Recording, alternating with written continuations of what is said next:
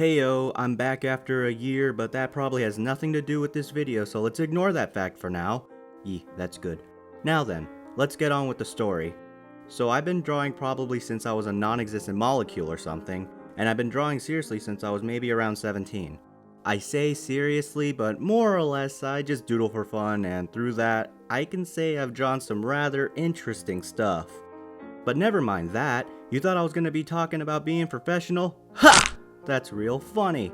Being serious, what's that? Never heard of such a concept.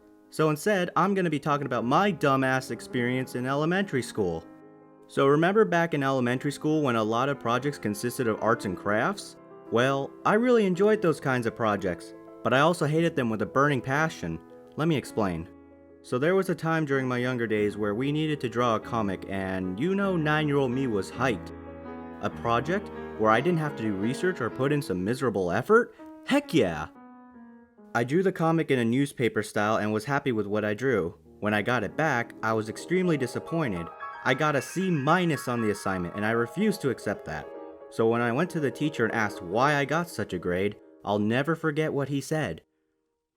You see, I noticed that you didn't put much effort, as you did not use crayons to color your project. But I followed the prompt exactly and put in the effort. I spent so much time making this look good. I don't care. Use colors next time. You know your boy back in the 3rd grade was making an effort to not do any schoolwork, cause what else is a 9-year-old me gonna do? Study? Yeah, no. Even now in college, I still find a way to be lazy and avoid schoolwork. Now that I say that out loud, it probably sounds bad. Really bad. But never mind that.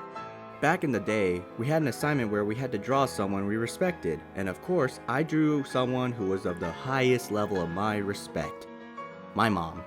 What? Did you think I was gonna draw something else? Come on, I was like 9 at the time.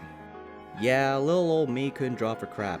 But a little thing called having a consciousness wasn't even a possible idea for me back then. No, I drew a shitty stick figure and that to me was art. Now I look at the drawing, take a seat with some friends, grab a drink, and light a bonfire and burn the drawing. So I'm just looking around after I finish my masterpiece, and I look over to the next kid to me, who I'll call Jimmy, cause why not? I look over and I see this. I am dead freaking serious. This is literally what I remember seeing on the paper, and looking back at it, I think it's funny how I responded to such a masterpiece. A masterpiece of shit. I raise my hand and call for the teacher, and I kid you not remember saying, "Teacher, Jimmy drew boobies! Big ol' giant boobies!" Everyone drops what they're doing and just stares at me. It was at this moment that I knew that I messed up big time.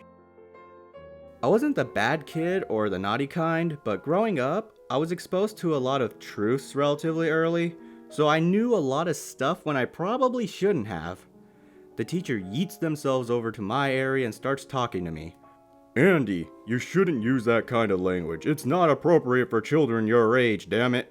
Let's see what you drew, Jimmy. It's very creative, Jimmy. Good work.